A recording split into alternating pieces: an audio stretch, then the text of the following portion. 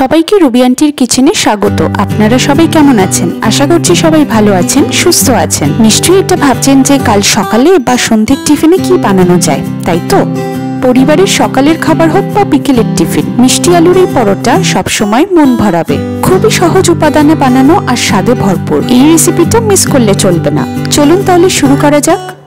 প্রথমেই আমি এখানে মিষ্টি আলুটাকে ছুলে নিচ্ছি। আলুটা ছোলা হয়ে গেলে ছোট টুকরো করে নিয়ে আমরা এটাকে সেদ্ধ করে নেব। মিষ্টি আলু যেহেতু ব্যবহার করা হচ্ছে, পরোটাটার ভিতরটা বেশ নরম থাকে। আচ্ছা, আমরা এখানে মিষ্টি আলুটাকে প্রেসার কুকারে দিয়ে সেদ্ধ করে নেব। মিষ্টি আলুর সাথে দেব জল, 1 চামচ নুন আর 4টে সিটিতে সেদ্ধটা করে নেব। সেদ্ধ হয়ে যাওয়ার পর আমরা কিছুক্ষণ একটু রেখে দেব এটাকে ঠান্ডা হওয়ার জন্য। এবার অন্য একটি পাত্রে আমরা ময়দা নিয়ে নেব। ময়াম দেওয়ার জন্য দেব 1 ছোট চামচ নুন আর সাদা তেল। আর ঠিক তারপরেই আলুগুলোকে চটকে এখানে দিয়ে দেব। এবার ময়দায় ময়াম দেওয়ার সাথে সাথে আমরা আলুটাকে দিয়েও একবারে মেখে নেব। আর দেব জল। জলটা কিন্তু পরিমাণ মতন মাখার সময় দিতে হবে। ময়দাটা ভালো করে মাখা হয়ে গেলে আমরা এখানে দিয়ে দেব ভাজা মশলা 1 ছোট চামচ। ভাজা মশলা এখানে আমি ব্যবহার করেছি জিরে, যেটাকে আমি আগে থেকে কড়াইতে ভেজে নিয়ে মিক্সিতে গুঁড়ো করে নিয়েছিলাম। তাছাড়া এখানে দিলাম 1 ছোট চামচ চিলি ফ্লেক্স আর আজওয়াইন। এবার মশলাগুলো দিয়ে ভালো করে ময়দাটাকে মেখে নেব। ভালো করে মাখা হয়ে গেলে তারপরে এখান থেকে ছোট করে লেচি কেটে নেব। যেহেতু এখানে পরোটা বানাচ্ছি আমরা, তার জন্য একদম ছোট লেচি কাটবো না, একটু বড় রাখার চেষ্টা করব।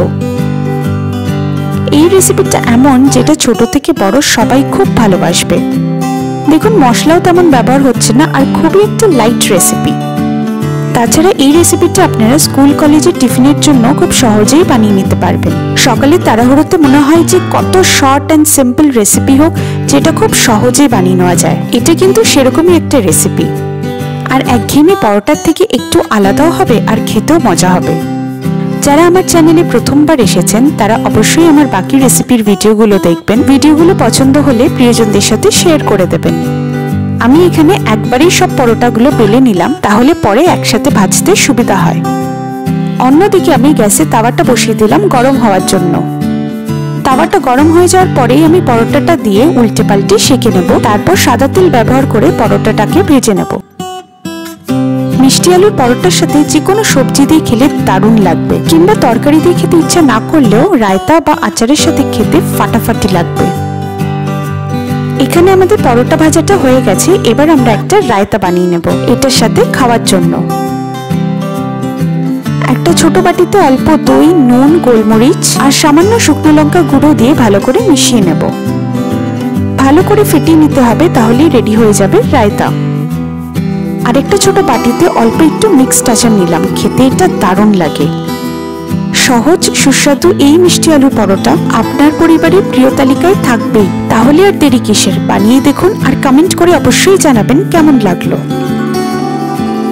খুব তাড়াতাড়ি আমি আমার আরেকটি রেসিপির ভিডিও আপনাদের সাথে শেয়ার করব। ভালো থাকবেন, সুস্থ থাকবেন।